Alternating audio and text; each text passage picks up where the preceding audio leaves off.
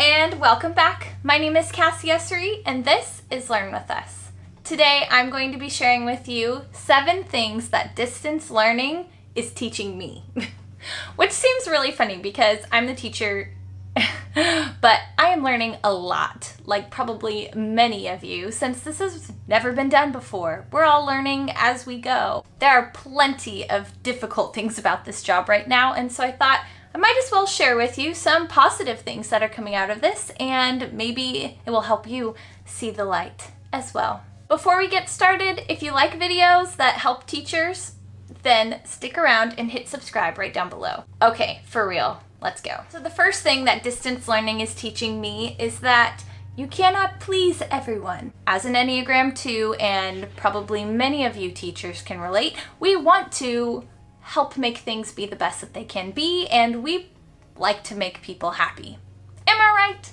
Yeah. When you teach first grade, you can pretty much make any of them laugh, but when it comes to their parents, that is not the case. It has been a hard pill to swallow, and I'm still swallowing it. It's probably stuck like right here. The sooner you accept this, the better. You will not make everybody happy. Number 2 that goes along with that, you will get down on yourself if you try to prove Number 1, wrong. I have been trying very, very hard to make all of the parents happy and giving the kids exactly what they need, and regardless, there are always going to be people who are not happy. Let's have a little real talk here. If somebody expects you to be perfect at what you're doing right now, that is completely unrealistic, and that is not fair to expect that of you. So don't expect perfection out of yourself either. It just doesn't work. So don't get down on yourself. It's not your fault. You are not an expert at this, which leads me to number 3, which is you're basically a first-year teacher all over again. If you feel like a first-year teacher this year, then just give me an arm, raise an arm down below in the comment section. Even if you are slightly familiar with Google Classroom, it is not the same as having kids in your class every day and managing and all of these things that we're used to keeping track of. This feels like a new job, so think all the way back to your first year of teaching. You had no idea what you were doing. And that is how it feels right now, and guess what? It's okay. Nobody expects a first-year teacher to nail it, and neither should they expect you to get this figured out right now, because it's not going to happen. Even the last week of school, you are not going to feel like you know what you're doing, so just throw that expectation out the window, whichever way the window is. It's not back there. So number 4, we really get to focus on teaching, which is what we went to school to do. So this is kind of exciting and fun in a way that we don't have to manage students. All of you who have crazy kids in your class, you're saying hallelujah. Because many of you, like myself a few years ago, have some wild children, and you don't really get to focus on teaching. You're just managing and making sure that everybody stays alive all day. So now you finally get to focus on actually teaching, and I am so happy for you. Number 5, there are a lot more resources out there than I realized. How many of you have found websites that you're going to use with your kids next year? Definitely me.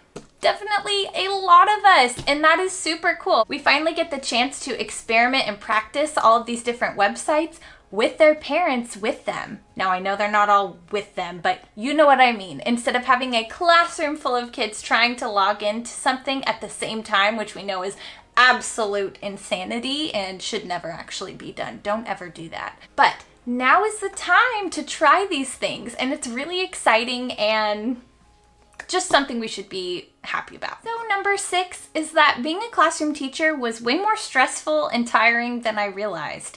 How many of you ever feel that when you get to a break? It's like you've finally seen the light of like, I can breathe. Yeah, that's how I feel. And I don't think it's a bad thing that we are finally getting a chance to breathe. Now, I know it's not the same for everyone. A lot of you have kids at home and crazy stuff is happening, so you might not be able to relate to this, but it is different. It is way different than being in the classroom where you have 5 things going on at once. This kid's bleeding and this one's crying about something and the phone is ringing and someone's knocking on the door because they got locked out and this kid is doing the potty dance and you feel like doing this.